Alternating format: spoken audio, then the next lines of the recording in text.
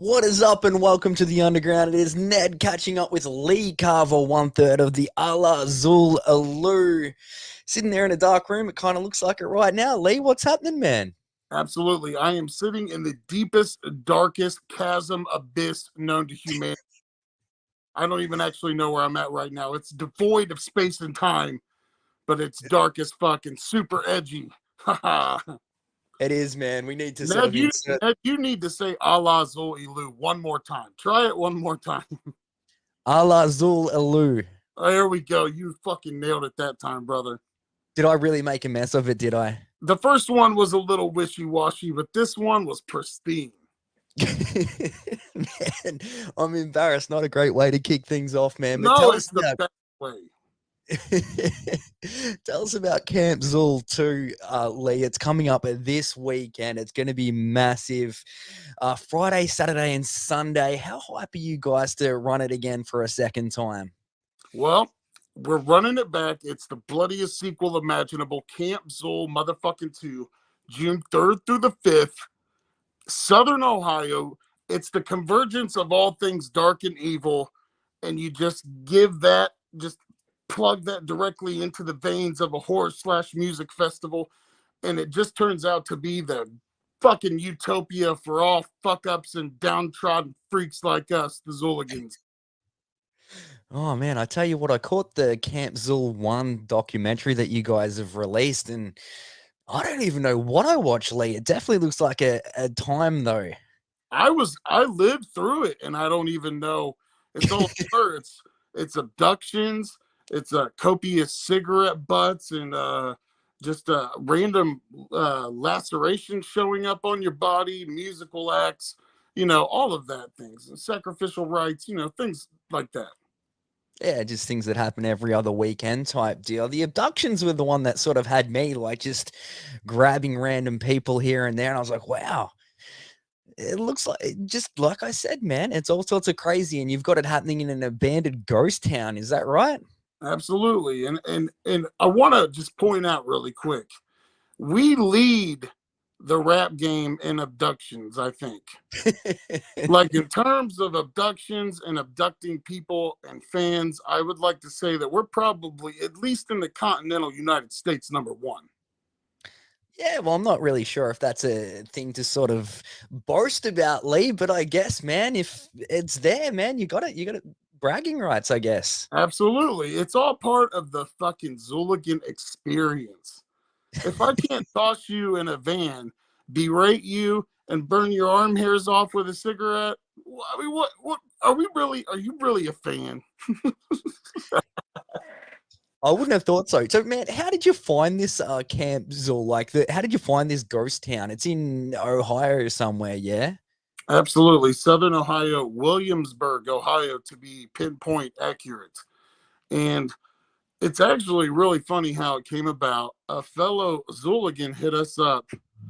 I'm not going to throw his name out there because I don't know if he wants to be that official, but if you can look, you can do some fact checking and find it. But a Zooligan hit us up when we were in the early infancy stages of trying to plot and plan this thing. And he hit us up and was like, yo, I think I found this prospective place. It's really, really, it's got a lot of potential. I think you guys will fuck with it. And we hit it up. And lo and behold, we found out that Matt and James, the owners of Terror Town, they are they're just the absolute fucking coolest, craziest people. They're like us, but they blend in with society. Oh, nice. So, Yeah. are they converted Zooligans now? Oh yeah, absolutely. They're parishioners of the church, no question. Oh man, it does sound like it's going to be an absolute blast, and it looks like you can even top last year, sorry, at the moment. Can you tell us who's performing, Lee? You're doing a spoken word set there, Ned. Actually, it's 7:30 on Saturday, so you better start walking right now, or Man, swimming, something. You're gonna have to start now if you plan on making your set. well, as you said, I can't even pronounce the band name, so I'm not too sure how good I'm going to be able to do a spoken word set, but I'll give it a crack, Lee. But no, we have some of the underground's finest freshest, most exuberant faces. No, we really do have some heavy hitters. Oh Um, yeah.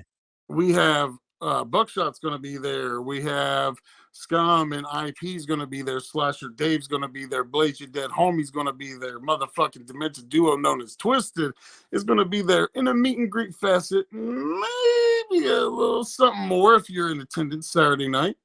Oh.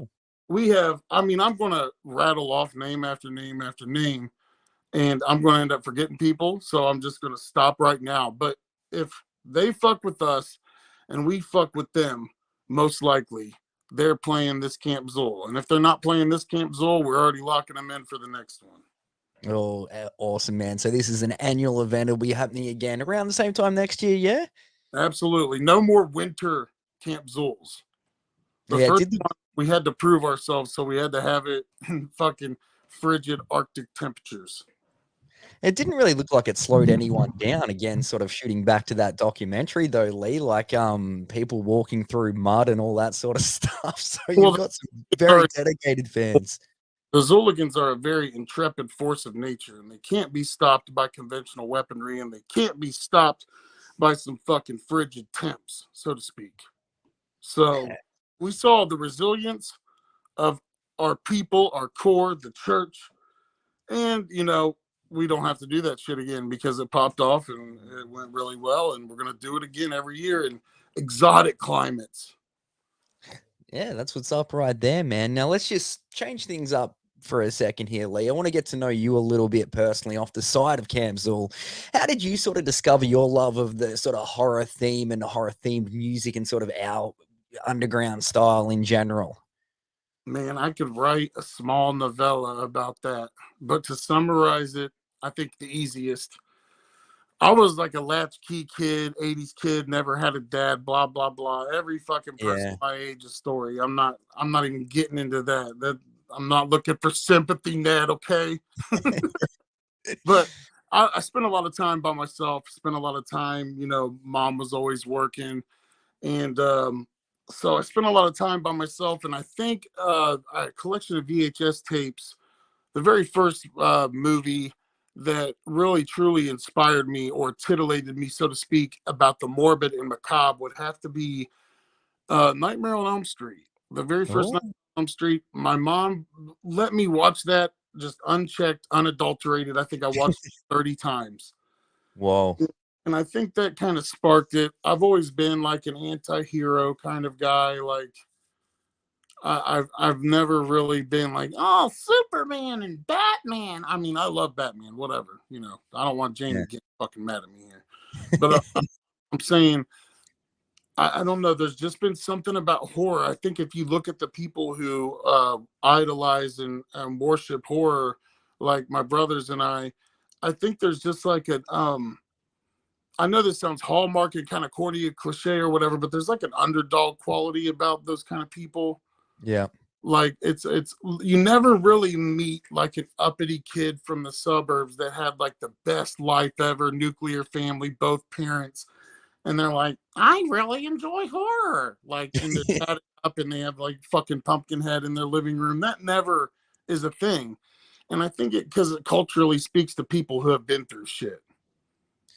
And I think that's a fair call right there. And you're saying that the one that kicked it all off for you was A Nightmare on Elm Street, which many people can relate to. I got a buddy who thinks he's Freddy Krueger, like with the hand and all that sort of stuff, which is crazy, man. But did you see they are making a Winnie the Pooh horror movie? This has got me sort of hype. I'm kind of low key fucking excited about that, honestly. I heard that Disney like botched the licensing or something and couldn't end up, or I don't know, they lost the trademark to Winnie the Pooh. But Is that what it is? I would love to see that. Oh man, me too, man. Like I don't know whether Piglet's going to be in there, and it's been a minute since I've watched it, like 25, 30 years or whatever. But yeah, like I don't know where they're going to go with that. But it's an exciting sort of time, and it gets me thinking. Alla Xul Elu, did I nail that? Then we need a horror from them, from Well, you. I think going back to that, speaking to having a Winnie the Pooh horror movie. I think the bastardization and like desecration of things that people hold to a high standard or maybe attach nostalgia to, or that's like for instance, like Christmas horror movies. They always feel Oh, real weird, right? And they yeah. always feel really fucked up. It's because we put such value on that time. And I think having, like the juxtaposition of horror, injecting that shit into Winnie the Pooh or any property, you can make a Rudolph horror movie. You can make it could be anything like that. And I think it's going to go over because it's just such a fucking desecration of something that it evokes emotion. But, Yeah. but I back agree. to us. Sorry. No, no, But you're good. doing a horror flick, it's something that Bill, especially, and I have talked about at a great fucking length. And it's something that we are absolutely 1,000% going to pull off in the future. I can't put an exact date on it, but I guarantee you we are going to pull it off. Oh, nice, man. I've often said it. Like I'm always saying to Twiztid's manager George, Twiztid have to do one. You guys need to be in it. It could be all sorts of awesome, but you sort of, you represent evil in a fun kind of way, of course, and I think you could pull it off nicely. Yeah, absolutely. There's only one kind of evil, and that's the fun kind. Fun evil for the win. Well, Lee, man, can you tell us a little bit music wise? When are we going to see? I don't even want to have a crack at Mausoleum. Mausoleum. Mausoleum, yes. Mausoleum. I like that though too. I might just fucking retcon the name to Mausoleum. Yeah, man, if I had $1 for every time I made a mistake with the pronunciation on this show from Yeah, we are not very I'd retire. to your linguistics, Ned. It's okay, brother. There's a lot of motherfuckers that have been slapping our music for 7 years that can't pronounce our shit. So I'm not offended. Oh, there you go. So when are we going to see a follow-up to it, Lee? A follow up to Mausoleum is something that I guess to go a little bit ad nauseum. I've talked about this with a lot of Zooligans that have heard me rant and rave before. We're really big on building a universe and lore within our music. We don't want our music just to be, I guess the music is like an introductory to the medium that is Alla Xul Elu. Like we want it to be the introduction to the universe. And the Mausoleum is a place, a very dark, fucking death-filled place that exists in that. So I think it's only natural that one day we're going to circle back to that and take a peek into what's been going on in the Mausoleum, or maybe who runs the Mausoleum now, so to speak. Oh. You never know. So the gears are always turning with us, and we're ever working, trying to expand that fucking universe. And that's really the goal. So it's almost a certainty that we'll peel back the curtain on the Mausoleum one more time at the very least. Yeah, I was thinking it, man. It sounds even better coming from your mouth when you say it correctly, which is making me feel a little bit silly, man. But you guys have got a lot in the works. You've got your Camp Xul 2 coming up this weekend. There's rumors and speculation about this Venomous 5 album. I'm not sure what's happening there. I don't know if you can let me know any more about that. Yeah, I can talk about Venomous right now. Oh, nice. Well, everybody, it's always so hush hush. So you're probably like, fuck yeah, he's going to talk about Venomous. Yeah, I was. I was like, man. It's been forever in the making. And I think once we looked at the project from the outside looking in over time, I think we noticed some certain things that we wanted to really drive home, themes and certain concepts. And we didn't really initially on our first attempt paint that picture. So we've gone back in to paint more of the picture, paint over top of what we've worked on, so to speak. And we've brought in some people into the project. I'm being very vague because probably be 100% not vague come next Sunday. But Oh. yeah, but expect some more news on that, not just what you hear here. But we brought some people into the equation to freshen it up, and I think that it's just one of those things, man. Like we can't just be like, "Yep, here's Venomous Five." Like it's Twiztid and AXE together combined and congealed into one group. That's something completely new. So I don't necessarily think a record that's just AXE and Twiztid on songs is what people are going to expect. When you talk about like a group like what we're trying to contrive and create and build is like I think it just takes more than just us making a record where we're just making songs, because I know people are expecting more than that. Oh. Oh man, you've got me all sorts of sort of curious about that, and basically saying that you're going to drop more information at Camp Xul too for the Lucky Zooligans. If I get there swimming or walking or whatever, I guess I'll be there for it too. Well, I'll tell you right now, Ned, if you have to take the Zeppelin to get there, then Australia Zeppelin, then I will absolutely make sure that you have a free ticket to get in, sir. Thank you, man. That's very, very kind of you. I'm going to extend that to any show we ever do, because I know you're out there. So, Yeah, man, that is so awesome right there, Lee. Very much appreciated. But you guys don't only represent Magic Ninja Entertainment, you've got your own label, Long Live Evil. Can you tell us more about that, man? You've got the super famous Fun Time guys on there. absolutely. SFFTG, the Super Famous Fun Time Guys, the flagship group that we signed, that we brought in. I think that they're doing pretty fucking good. What do you think? Yeah, I think they're a lot of fun, man. Yeah, and I really truly believe that they bring something to the table that isn't what we are.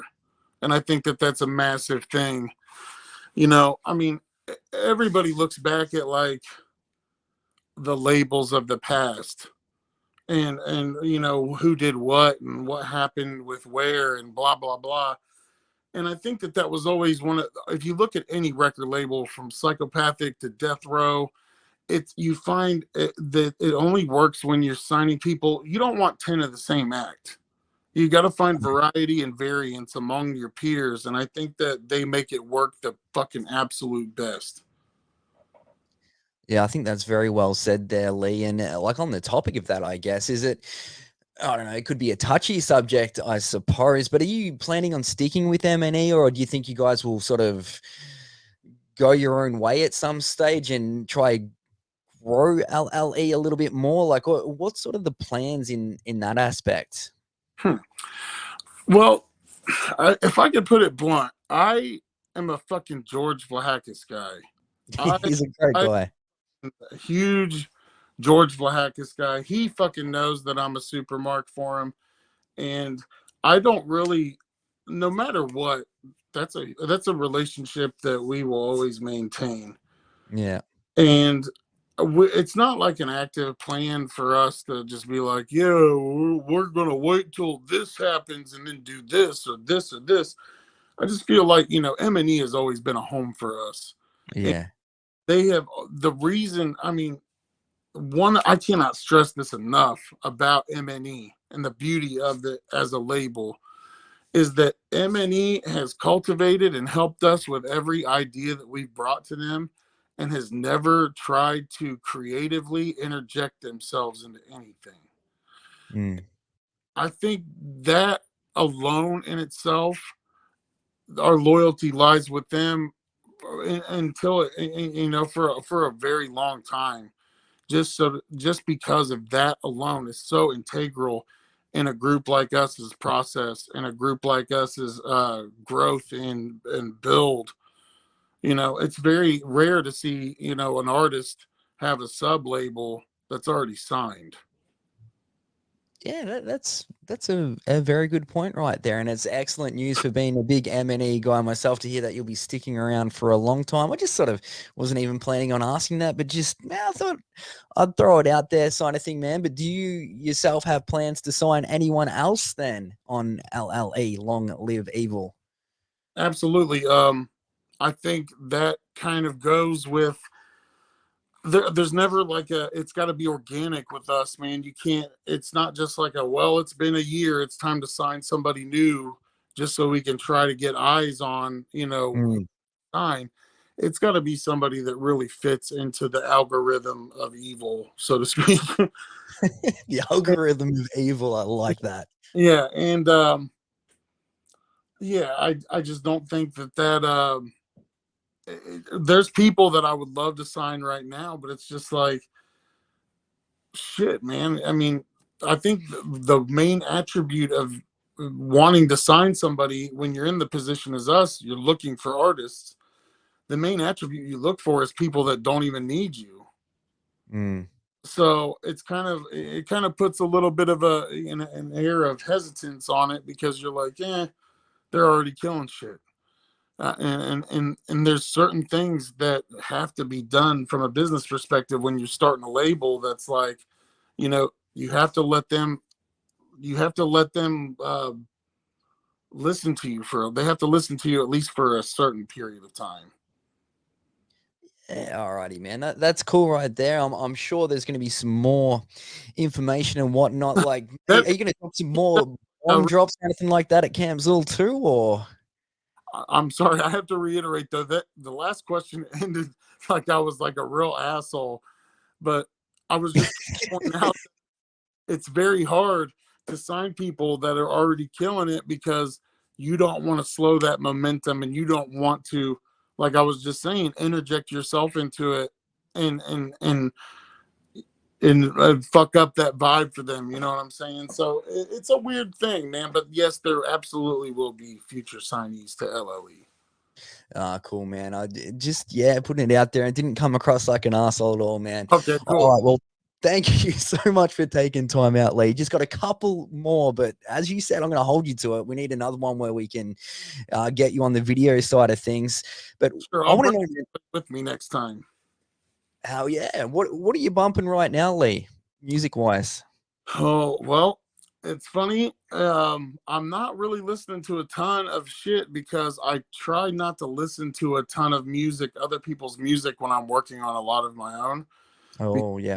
Like it kind of influences me, not to copy what they do, but it influences me in a way that I'm not trying to go. Like if I'm like, kind of like, all right, I listen to a lot of hip hop, just like straight up hip hop, like golden era type shit. So if I'm in, super violent killer fucking trying to pin this dark ass scene for your ear holes mode, I don't necessarily want to go listen to Slum Village and Jay Dilla and like all this happy shit.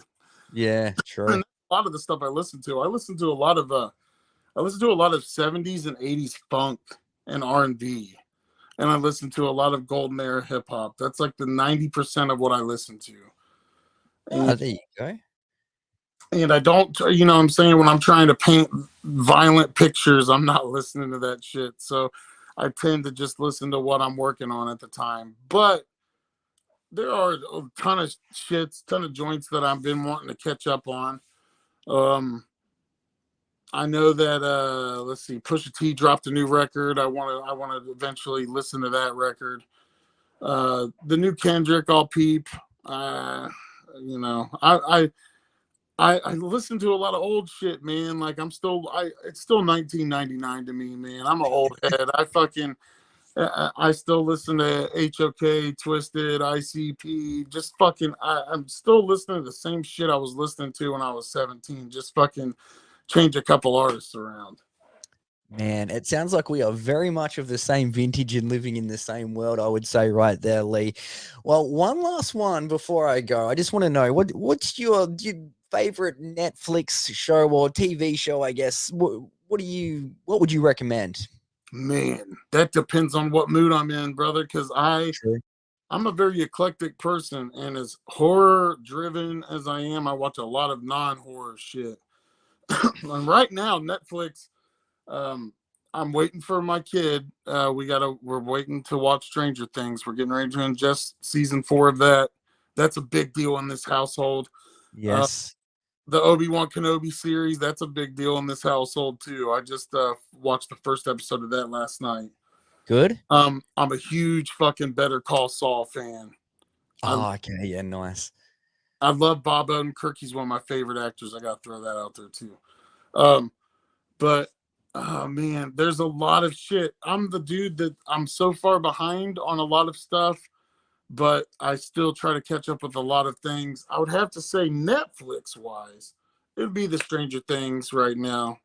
I Yeah. love things. It touches on a lot of my favorite kind of things as cinematically. Nice, man. And again, like that's exactly like my kids have started watching Stranger Things. I'm possibly going to do that today, and very keen to check out Obi-Wan Kenobi as well. Lee, thank you so much for taking time out, man. Very much excited to hear what comes out of Camp Xul too at some of these seminars that you have. I'm sure it'll get back to me in some way because realistically, I don't even think if I started now, I would make it there, unfortunately. But like you said, there's a whole bunch of big time underground artists playing at Camp Xul too this weekend, and I cannot wait to sort of check it out from afar, man. And if you're watching and you're anywhere near, listening anywhere near that Ohio area, be sure to get down and catch Alla Xul Elu, and you got almost, paranoid. he almost had it. Just get down and catch Axe's Camp Xul 2 Friday, Saturday, and Sunday. CampXul.com for those tickets. Thank you, Lee. Absolutely. And Ned, I want to take a real quick time out, man, before I head out. I want to thank you for all the work you do for the underground. I can see that there's a lot of passion and pride put behind it. So thank you for that.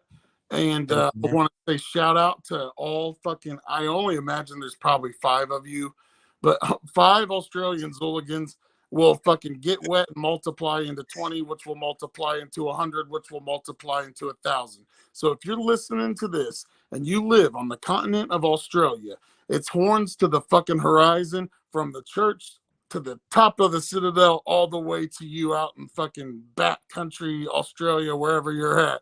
So there's more than 5 of us guaranteed, and be sure to hit me up. I've got a whole bunch of Alla Xul Elu merch. I got CDs in the works here, magicninjaaustralia.com. Thanks again, Lee. Yeah, absolutely, brother. Thank you. Horns up, man.